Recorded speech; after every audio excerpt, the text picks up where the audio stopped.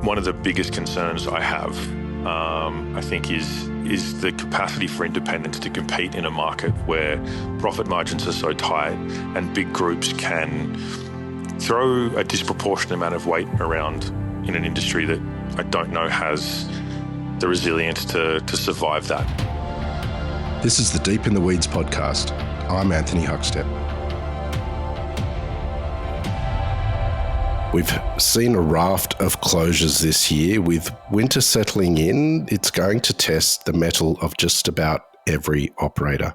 How can government help the industry, and what positive moves can be made to help the most vibrant industry come back to life? Couttoupes is the owner of Onzieme in Kingston in the ACT. Louis, how are you? I'm good, mate. How are you? Good. It's great to get you on the show. You've actually had a really good sort of period of time since you opened, winning awards and becoming one of the best in the capital. What's it been like for you owning your own restaurant in that time? Not something I ever anticipated, that's for sure.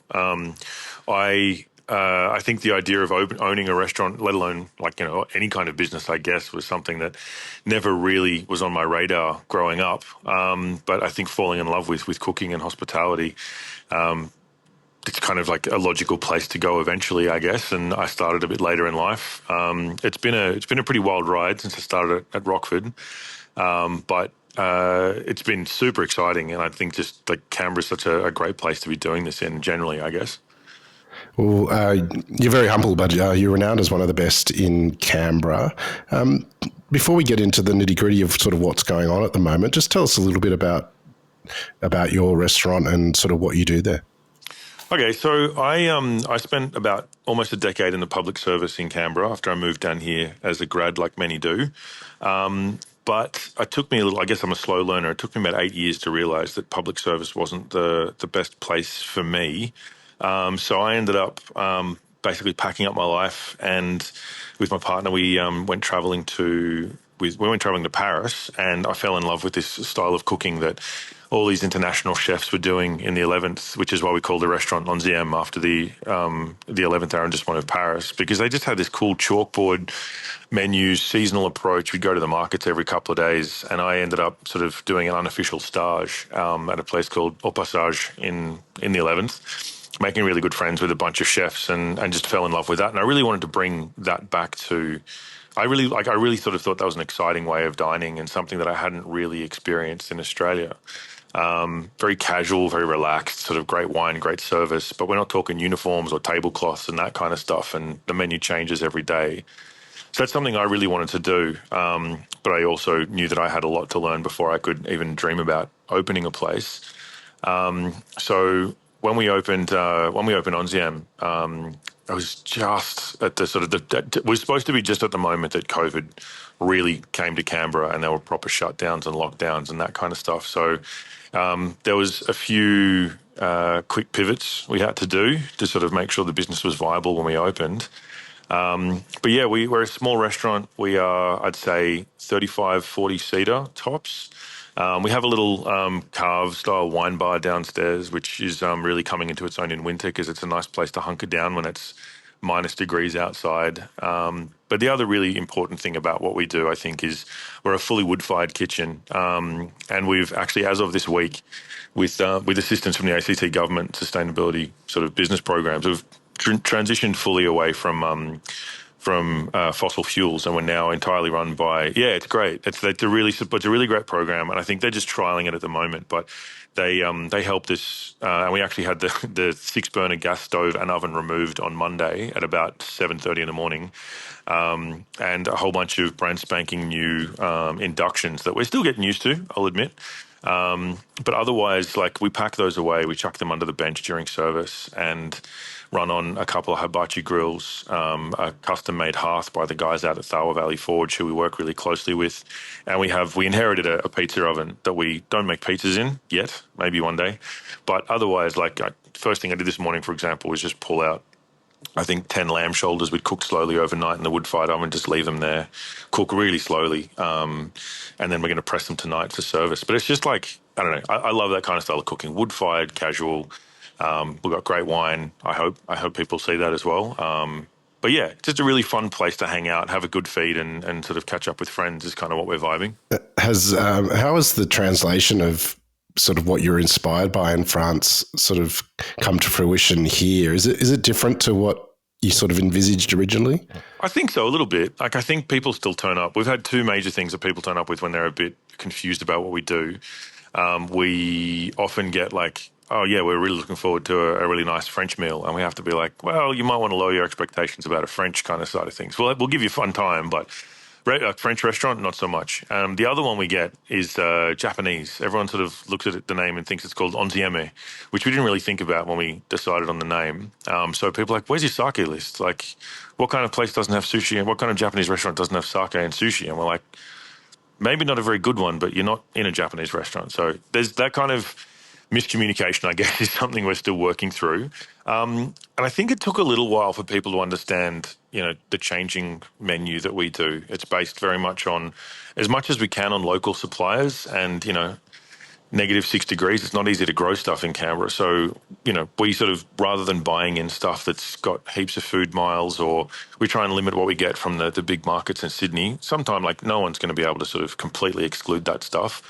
But we really try to make sure that what we're cooking is seasonal, and it works with the kind of kitchen that we have. And that means changing things very frequently. And I think it takes a little bit of getting used to, but once people get into it, they're like, right, so I can come in now and have this meal, but I can come in 2 weeks and it's a completely different menu. And I think once they, embrace that and realize that it's, there's a lot of cool stuff happening every day in the kitchen. We're testing new things and that kind of stuff. Yeah, people sort of seem to get on board with it and really love that approach.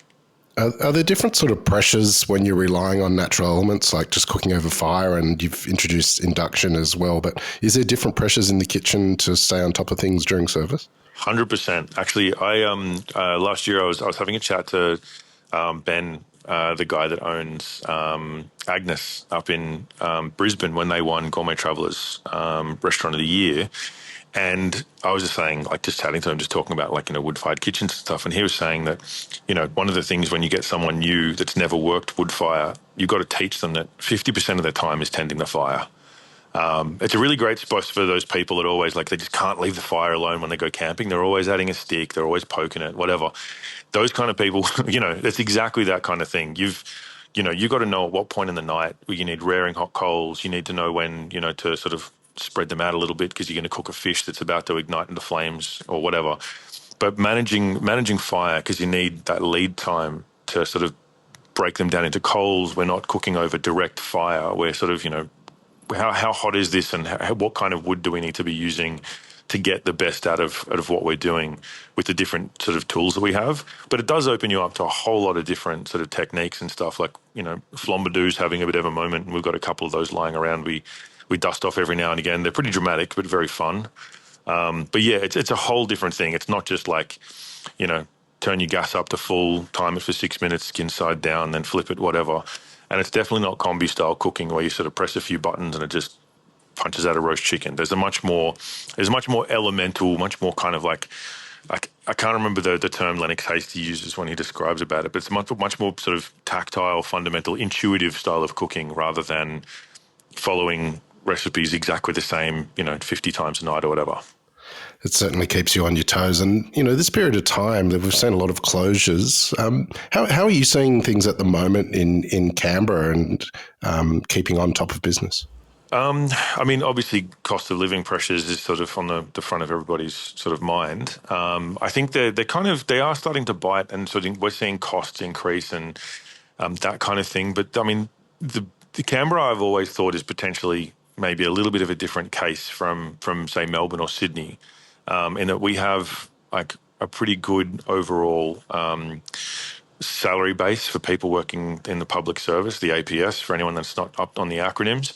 But we don't have the kind of extremes, I guess, of wealth because we're not based on the finance sector, say like the big cities are, which means there's a bit more stability, generally speaking, even if you don't get, the finance bros that'll come in and drop like $2,000 on a bottle of wine at lunch. You get people coming a little bit more consistently, maybe a little bit more modest of a spend. But like, I say to my guys, we've got to remember we're happy that, if someone wants to come and drop $100 on a bottle of wine, once a month. That's better than coming and spending $2,000 on a bottle of wine for lunch once every 12 months. And then all of a sudden, when they're made redundant because there's a global financial crisis or COVID, those guys can't come in anymore. So there's a little bit more stability in that sense. The hardest thing I think Canberra has, though, is staffing. And I know you're going to hear that from everybody across the country, but there's the staffing crisis in hospitality is it's acute. And I think in Canberra it's pretty bad, with people also going to the big cities, but people leaving the industry. I think staying on top of things is the most important one, is staying on top of staffing. Like, both costs and retention are the hardest things I think anyone's facing at the moment. I think when I reached out to you, you mentioned something about a couple of new apprentices and stuff. Tell us about the makeup of your staff at the moment and the challenges that you've had just recently. So I've had a couple of guys move on from both hospitality and the country generally, like quite recently. So I started with a really great team beginning of this year, and over the course of the last 6 months, I've had one of my guys move to the public service so he could see more of his partner, which makes perfect sense. I completely get that sort of disconnect between lifestyles when you're talking about someone that works a 9 to 5 and someone that starts their job at midday and doesn't get home till midnight. Like, those kinds of lifestyle things are rough. So fully supportive of that kind of thing. I've had one guy go up to a big shiny restaurant in Sydney. I've had one guy be picked up by a restaurant in London. And again, he's working at such an amazing restaurant. Cannot begrudge anyone for sort of accepting an opportunity to work at like a 1 or 2 Michelin star restaurant in London, doing incredible stuff at the age of 21, 22. So good on him for that. I think the other big thing that I'm realizing, or sort of it's been happening in Canberra a little bit, is the big groups. So one of the things that happened for me recently is one of my other guys, out of cooking school for about 12, maybe 18 months, being picked up by a super big group who's able to offer so much more money than independents can. And I think that's one of the biggest concerns I have. I think is the capacity for independents to compete in a market where profit margins are so tight and big groups can throw a disproportionate amount of weight around in an industry that I don't know has the resilience to survive that, if that makes sense. So yeah, I've basically been hiring constantly for the last 12 months, I'd say. And my job means that sometimes I'm making cocktails in the bar if we're short on the floor. Sometimes I am I'm in the kitchen at the moment, which is where I started, and it's a fun place to be. But it just means I'm doing, I reckon I've got about 3 hats on, and I'm doing about 3 full-time jobs, which is more time in the day than I actually have, if that makes sense. Yeah. What sort of impact is it having on you, having to be sort of working in the restaurant rather than working on it as such? I mean, for small independents, when you kind of at the moment, I'm sole director, so it's my baby, it's my project, I guess. So you kind of have to make those commitments and sacrifices to keep the place open and to make sure you keep paying your staff. But I guess the overall sort of effect it has on your personal life, I don't think people outside of hospitality really kind of get that. My parents have just sold their house of 40 years in Sydney, and they're moving, and I haven't really been able to help them with that because I just can't get a day off. My sister's got a little baby girl I love going up and seeing, but I get to see them maybe 3 times a year, 4 times a year tops, which is not the kind of situation you want to be when you're a new uncle, I guess. But also, I think the other thing that people sort of forget, and this is the situation one of my staff was in recently, it was you don't actually see your partner very much. That hospitality kind of widow/widower is it's a real thing. It really does. It really does sort of, I think, wear on you after a while because it becomes exhausting. You always have to be there. If a pipe clogs, you've got to either spend money on getting a plumber in, or if you don't have the money to do that, you've got to figure out how to unclog pipes. You've got to figure out how to get the speaker system working again. You've got to get the cool room up and running, and those kinds of things. My partner's there's always something. There is always something, and that's true. One thing that this isn't a hospitality thing, but previous partner of mine who was in the public service was, flogging herself to try and get over the next hurdle and the next hurdle, because there was always, something to be done. And in terms of if you want to get to the next stage, the next promotion, the next posting or whatever, there's always those extra hours to do. And someone said to her, which is something that I've always kept sort of close to me, because I think it's a really important lesson for people entering the industry, is there's only one person that's going to remember all those extra hours you did, how late you stayed, going in on the weekends and all that kind of stuff. And it's not your boss, it's not your colleagues, it's not even you. It's your partner sitting at home, eating meals for one, watching Friends reruns. Like, they're the person in 10 years' time going to go, yeah, I spent a lot of time alone waiting for that person to come home. And that, I think, I can deal with what I'm dealing with in the kitchen and the restaurant, because I have to be here to keep it going, and you sort of basically run on fumes and adrenaline. But I think remembering that there's that person at home waiting for you, that's hard. And I think it's hardest on them. You're really active in making change for small businesses in Canberra and hopefully nationally too. Tell us about sort of what you think some of the solutions are and sort of what you're trying to make happen. Right. So I'm trying to engage with a few people at the moment that are kind of maybe able to make a few policy decisions. Like, we're in a fortunate position where, being in the parliamentary triangle, we do get staffers and policymakers coming through, and we're on like really good terms with them. They're great people, and I think them getting the perspective of an actual operator rather than just coming in and saying, hey, this place is busy. And it's like, cool, there's a lot of stuff going on behind the scenes that, you guys probably wouldn't see, and trying to give them a real-time snapshot of what the current state of the industry is kind of just some of those unofficial conversations that have, hopefully been able to turn into a little bit more active engagement. I guess my public service background and very political upbringing meant for me that I've at the age of 40, I don't want to just be like, I just run restaurants. I kind of, I look at what's happening. We were very active in sort of as active as we could be, I guess, in sort of, the referendum, which was a hugely disappointing outcome from my perspective. But, we were sort of handing out how to vote. Some of a whole bunch of my team were out doing that kind of thing. So we're kind of, I'm never one to sort of say, this is a restaurant, I've got to sort of make sure that we are completely neutral, because so much of who I am is based on my beliefs, my values. And if I feel a need or feel the urge to fight for something I believe in, then I'm actually going to do it. And if someone decides that means they don't want to come and eat at my restaurant, unfortunately, that's a sacrifice I have to make, because I have to also then live with, the decisions I've made, I guess, about how I run my restaurant. We've still got a yes poster in the window, which, being in Canberra, doesn't usually get a sort of negative response, but on occasion someone will be like, they'll express their opinion, and if it's the right kind of time to have a conversation about it, we will. But I'm who I am, and I'm never going to sort of pull back from that. And I think how that's expressing itself in the industry for me at the moment is trying to push for a few things or even push for a few things, but I guess also just more importantly, raising the awareness of what the situation is at the moment for operators, especially independents, so that the people that do have capacity to make these decisions are doing it with the right information. We're seeing new organisations pop up. A fairly recent one by some fairly prominent Sydney chefs and that kind of thing.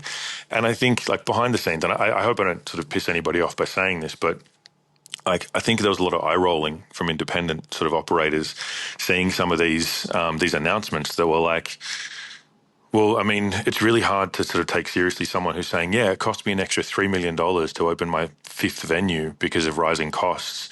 When I'm sitting there going like, dude, if I had that amount of money, I could pay my guys how much I think they're worth.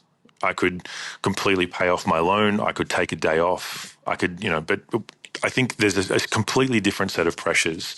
And I think that probably requires some nuanced policy that differentiates between big operators and big groups and independents that are trying to sort of basically just scratch their way through this really difficult period. So I don't know enough about how to tailor policy like that, but I think there's something that needs to be targeted to support independence. Particularly, I'm looking at Canberra, and I know there's closures in Sydney and Melbourne, but I'm actually genuinely concerned that in the next, say, 5 years, if we look back at sort of where hospitality's sort of moved in Canberra, we're going to be dominated by groups, interstate, maybe not just interstate groups, but big Canberra groups as well, because they're the only ones that can afford to sink so much cost and absorb so much loss that their restaurants don't need to make money. I'm talking like hotel restaurants and big investments that are sort of, just, I mean, don't get me wrong. It's great that these big businesses think that Canberra is now a viable place to open and have an outlet. I think that is great because it means that Canberra is now seen outside of, the ACT as a viable city to support the kinds of businesses that, everyone's always like, why don't they have this in Canberra? It's like, well, we kind of do now. But whether there's the market, whether there's enough like of a population, whether there's enough critical mass, I guess, of income and people with disposable income to spend on what is ultimately a luxury in going out and spending money on food and wine. So yeah, I don't know exactly how to support the independents from an industry point of view. One of the most important things, though, that I would really like to see is a shift in the mindset, and I'm hoping with a progressive government this could be a little bit more. They might be a bit more open to this, is at a federal level anyway, realigning the support they provide for young people starting out in the industry away from like a neoliberal kind of like trickle down, make everybody's pie bigger and everyone will get wealthy kind of, nonsense, to say, let's kind of look at how do we attract people to stay in this industry and actually support them with a living wage? Because outside of this industry, I don't think anyone really knows how much apprentices earn. And yes, there is a lot of work involved in training up apprentices. And a lot of chefs will just be like, well, you're not worth my time. That's why you're being paid a pittance. But it's barely a living wage at the moment, what first year apprentices get paid. So, I think in terms of supporting these kids coming into the industry, assistance directly to them rather than relying on the business trickling down and giving them support for, pat in the back because you hired some 18-year-old kid out of school. Getting these kids in and sort of having retention incentives. So, like, I don't know, it could work that it's like, there are employment packages that support you staying in one business for say 12 months. So rather than spending 6 months training someone up that then leaves, getting them to say, cool, if you stay in this business for 12 months, there is a support package that can assist you with your tuition, or it can assist you with your income or your salary or something like that. Like, they're the kind of things that I think would really help boosting people entering the industry young and wanting to stay. That's from an outside perspective, I guess is what I'm getting at. But without going too far into it, I think there's a lot that the hospitality industry itself has to answer for the state of staffing at the moment. I don't know if that kind of, hospitality doesn't have a great reputation. And for many reasons, like those are justified. Like there's, it's got a reputation for toxicity, for, abusive workplace, environment and that kind of stuff. And, the reason women are less than 30% of the chefs working in restaurants and cafes in Australia is, number one, poor pay. Number two, something like 95% of them have reported sexual sort of harassment or violence in the workplace. And it's like, that has to change for people to want to start in this industry and then stay in the industry. If that doesn't change, young people are just going to look at this industry and go like, why the hell would I do that? This high turnover of staff that you've experienced and every operator experiences, what sort of impact does that have on you running the business and sort of, delivering on your promise for the consumer? Yeah, it's tough. I got to be honest. I've got a guy helping me out at the moment with wine, and he's about to move down to Melbourne. But because we haven't, there's so few people that are kind of working at the level that he does, and that we need to maintain that kind of offering for our beverage. That's something unless something changes in the next couple of weeks, that's something I'm going to have to take on as well as managing the kitchen. So it's just, again, an extra thing added to the kind of the list of jobs to do. It's I think physically and emotionally, it does get to a point where you're exhausted, and I don't want to say you make compromises because the reason I do this and the reason I want this place to be what it is what makes me happy. And if we start sort of let's just buy cheap, crappy wine, or let's start buying sort of products of convenience that we can just pump out with very minimal effort, people aren't going to look at what we do and take us seriously. People aren't going to sort of say this is the restaurant that it doesn't deserve the reputation that it has. So trying to maintain that is paramount for me. Without saying sort of like sounding all cliche, like no compromises and stuff like that, because you obviously do have to make decisions to make the business operate, but also without having a stroke at the age of 42. There are things that.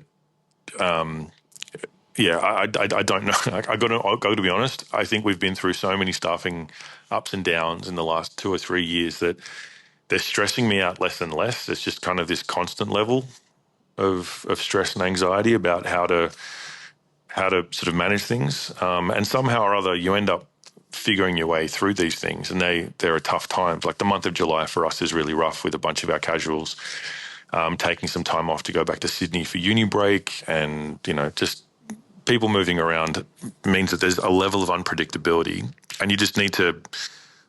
You're plugging a lot of gaps. It's like every time you feel like you plug one leak, another one pops up, and you're like, okay, cool. Now what are we going to do? We're out of chewing gum. We don't have any more sort of any more things to sort of stuff these holes with. It's tough. Like I think I've been in at between 8 and 9 o'clock every morning this week so far, and I think that's probably going to be what it looks like for the next few weeks until we can sort of settle and rehire, retrain, and that kind of thing. Because it's not just about having bodies sort of serving people. It's about making sure that the people that you're hiring are trained up. They can, explain the menu, explain how things work. They can, discuss wine at a level that people sort of feel like they're getting what they paid for when they come in. Because if they don't, they won't come back. They won't have a good experience. And making sure customers are having a good time is the most important thing, I guess, overall when you're running a restaurant. It's such a transient workforce, and it's a part of the industry that people sort of gain skills and move on. But when you put so much energy into the training and stuff, I guess, is it hard for you to let go of some staff after sort of putting so much in? And how do you train them? What do you do there that sort of instills sort of passion in them? I think it kind of depends on the person. Like there's again, Canberra is very much a uni student kind of place. So there, like you're right, it is a very transient sort of like a workforce in hospitality generally, but Canberra in particular, there's a lot of people that come in from like all over the country to study at the universities we have here. We kind of start. We try to start slow. I'm not very much one of those like throw them in the deep end and see if they swim. I just don't think that's a productive way. I think, if someone hasn't worked in hospitality before, just sort of putting them in the sort of the high pressure situation first up, it's not really going to sort of bring the best out of them. And they're probably going to think, why the hell would I do that? So we start quite slow. We bring them in, get them to understand how the restaurant works, get them used to sort of just running around, I guess used to sort of talking to customers and talking about the food. And we have a good briefing, every day. So we sit down and have staff meal together, and hopefully that's a bit of a bonding kind of experience for everybody. But it means that, when we finish that, we sit down, we talk about how the night's going to go. We talk about what's been like, what happened the night before, if there's anything we need to fix, anything that went well. And then I think as we kind of move on, there's a bit more practical training, sort of getting them excited about food, getting them excited about wine. We have, a couple of guys that are looking at doing some wine training that the business wants to sponsor, so that they can actually sort of, learn about the wine, like and expand that level of skill and that sort of area of focus, because that's beneficial for everybody. It's a skill that they're going to learn. It's a skill that is immensely useful in the restaurant. The more people that perform at a high level, the better they're going to sort of feel about it, but also the business is going to operate better and the team's going to mesh better. Is it hard to constantly be training people and sort of letting go? Yes. I think you spend so much time in the same four walls as some of these people that it's not just about, I guess, the training. It's about, you develop friendships and sort of bonds with these kids that, you want to see them sort of succeed and do well. And, some of them, they get these great opportunities to take jobs in where they're studying, which is fantastic. But, they become such an intrinsic part of the operation of the restaurant that, yeah, it is really hard to see some of these guys go.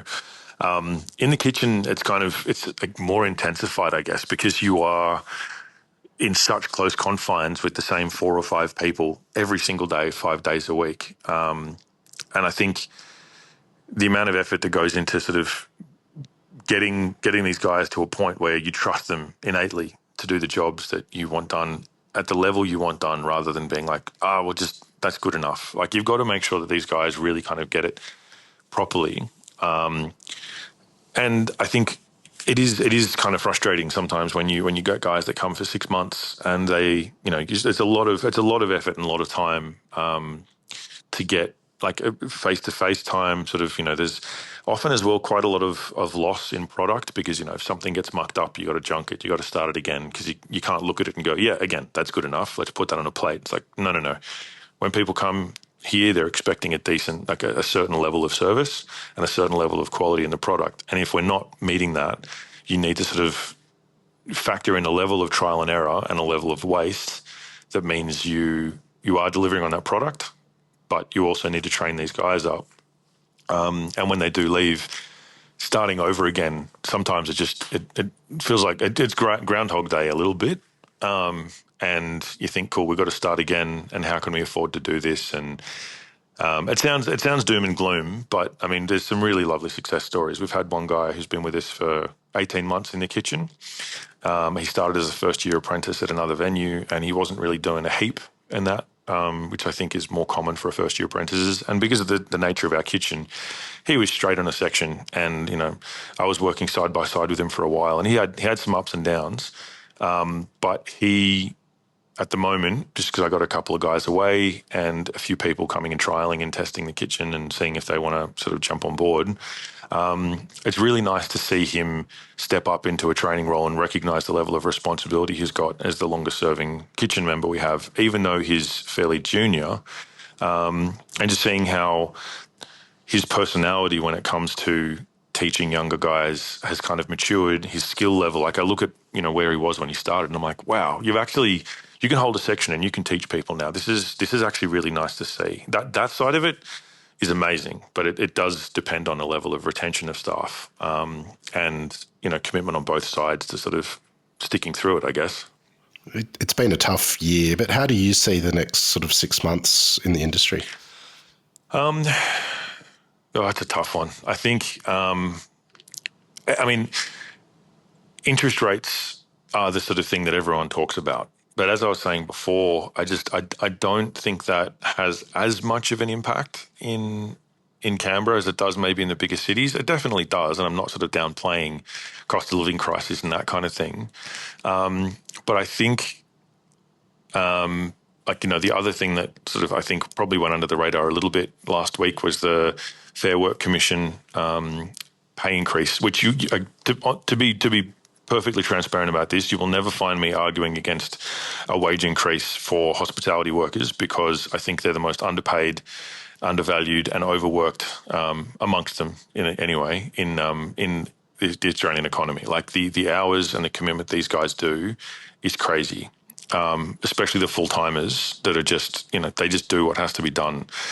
I think that wage increase is going to start to bite a lot of smaller businesses, but at the same time, that's something that has to be done to support these young guys and also to attract them to the industry.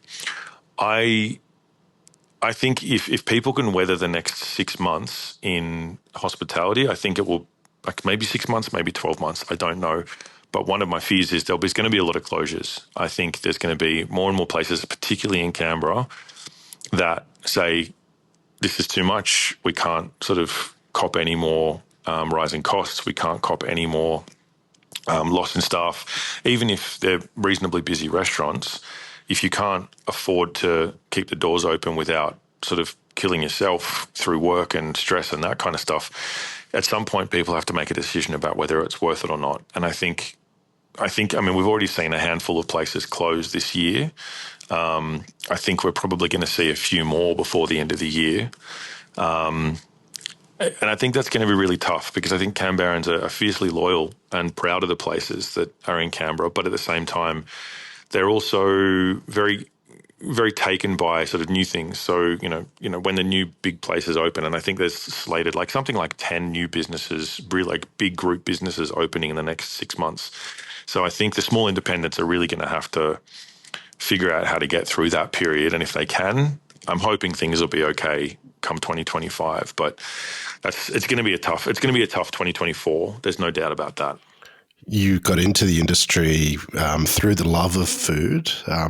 Now you have your own restaurant, and it encompasses so much more than just cooking. But what do you love about what you do?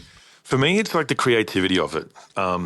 My first ever job in Sydney when I was in high school was cooking at a local restaurant, and I thought it was the best thing in the world. I just wanted to be a chef so much.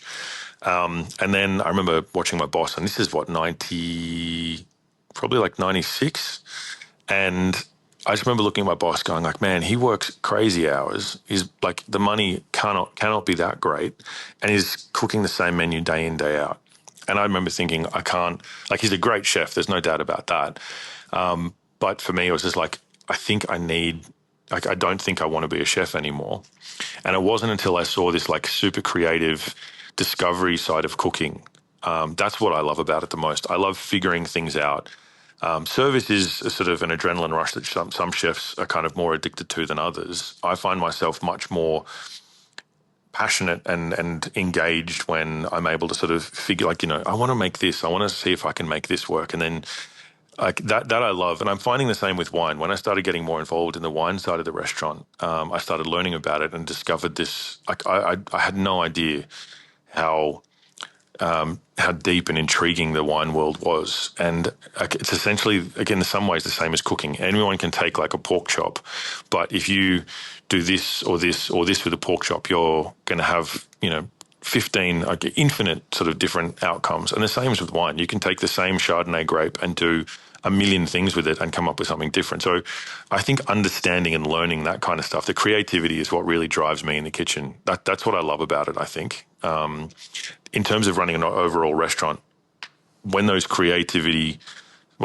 outlet for creativity and learning sort of then ends up on a plate and you put it in front of a customer and they have a great time, that's like the most satisfying part of this job, I think, is when like this idea that you had or this wine that you've learned about and you can explain it to them and it's like, hey, this might be a bit weird, but I think you're going to like it. And they go, that's incredible. That's wonderful. That's where the satisfaction kicks in. And like, for at least the sort of period of service, you go, this is worth it. This is great. This is fun. Well, I know you're in the process at the moment of getting the ears of public servants and hoping for sort of change. What do you hope is the outcome of sort of the big push that you're doing for industry?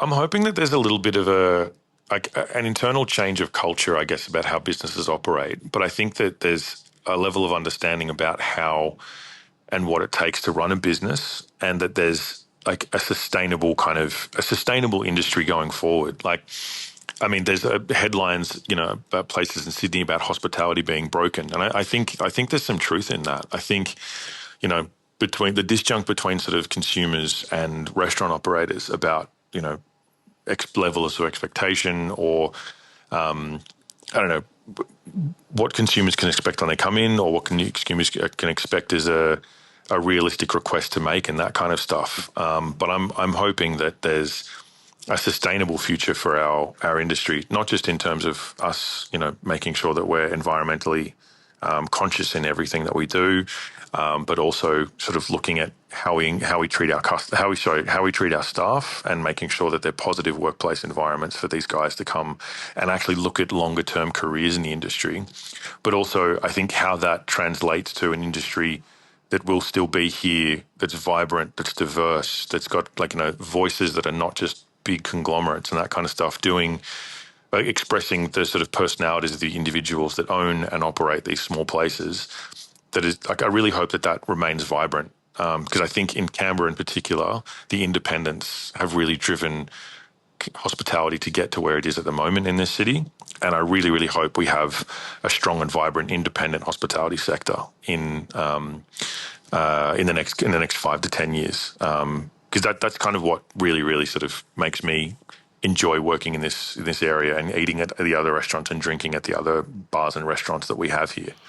Well, Louis, it's amazing what you've created so far, and an absolute honour to get you on Deep in the Weeds today. I look forward to hearing the results of your big push to sort of help the industry.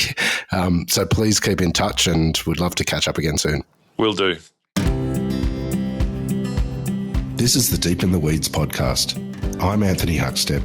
Stay tuned as we take a deep dive into the lives of the incredible people who ply their trade in the food and hospitality sector. Special thanks to executive producer Rob Locke for making this all happen.